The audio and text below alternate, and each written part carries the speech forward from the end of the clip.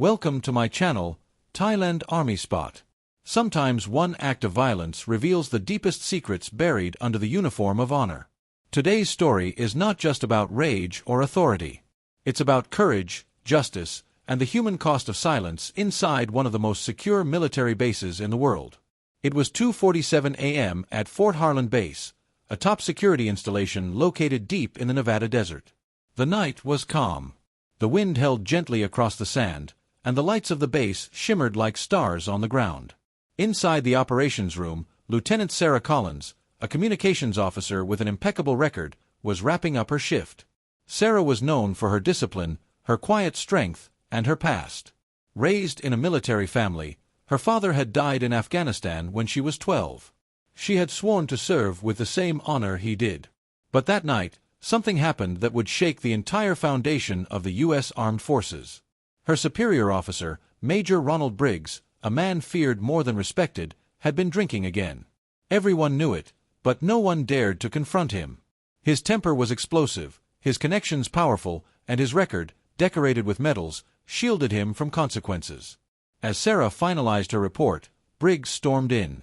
"Lieutenant Collins," he slurred, "where's the drone surveillance report from Sector 7?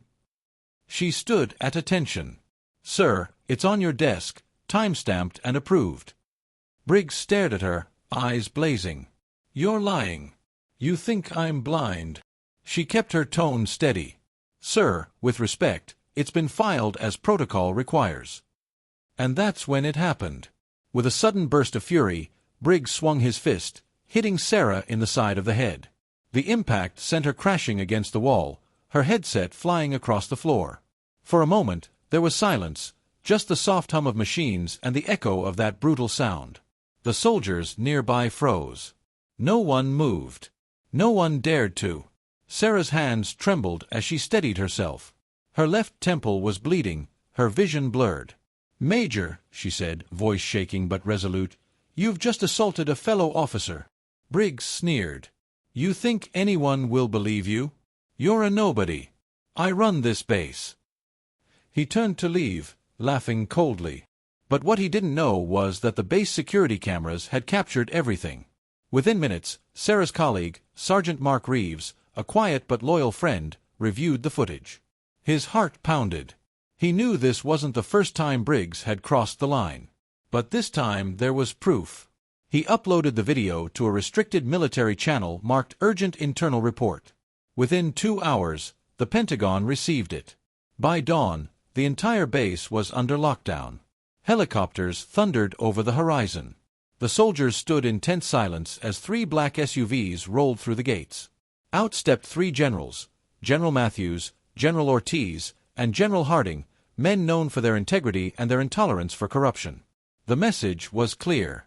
This was no routine inspection. They headed straight to the command center. The silence in the hallways was suffocating. Soldiers stood frozen at attention. Everyone knew something monumental was about to unfold. Briggs tried to regain control. "Generals, welcome to Fort Harland. I wasn't informed of your visit." Matthews stared him down. "You weren't supposed to be." Harding turned to Reeves. "Sergeant, play the footage." As the video rolled, the room fell silent. The image of Sarah being struck, her blood hitting the wall, echoed like a gunshot through every soul in the room. Briggs turned pale. This is manipulated footage," he shouted, but Ortiz leaned in close, his voice low and sharp. "You're finished, Major." At that moment, Sarah walked in, her head bandaged, her uniform crisp, her posture unbroken. Despite the pain, she saluted. "Generals, ma'am, sir, reporting for duty." Harding nodded solemnly. "You've done enough, Lieutenant." "Please," said the generals confronted Briggs. "You've abused your rank, violated your oath, and disgraced this uniform. You're hereby relieved of duty." But Briggs wasn't done yet. He lunged forward, shouting, "You think you can take me down? I own this base." In a flash, 2 MPs tackled him to the ground. His shouts echoed down the corridor, fading as he was dragged away in handcuffs. Sarah sat there quietly, the weight of years of fear lifting off her shoulders. She had done what no one else dared. She stood up against power. Over the next few days, investigations revealed the truth. Major Briggs had been involved in cover-ups, harassment, and unauthorized use of classified data. He had silenced dozens of voices until Sarah. The generals ordered a full audit, and by the week's end, Fort Harlan Base was temporarily shut down for internal reform. Training protocols were rewritten, commanders were replaced, and the story spread through the ranks like wildfire. A young lieutenant's courage brought justice to the entire system. Months later, Sarah was called to Washington, D.C. She walked into the Hall of Honor, unsure why she was there. General Matthews stood at the podium. "Lieutenant Sarah Collins, for courage under pressure, for defending the dignity of the uniform, and for your unwavering integrity, you are hereby awarded the Medal of Valor." As the medal rested on her chest, Sarah's eyes filled with tears. She wasn't thinking about revenge or even justice. She was thinking about her father. The words he once told her echoed in her heart.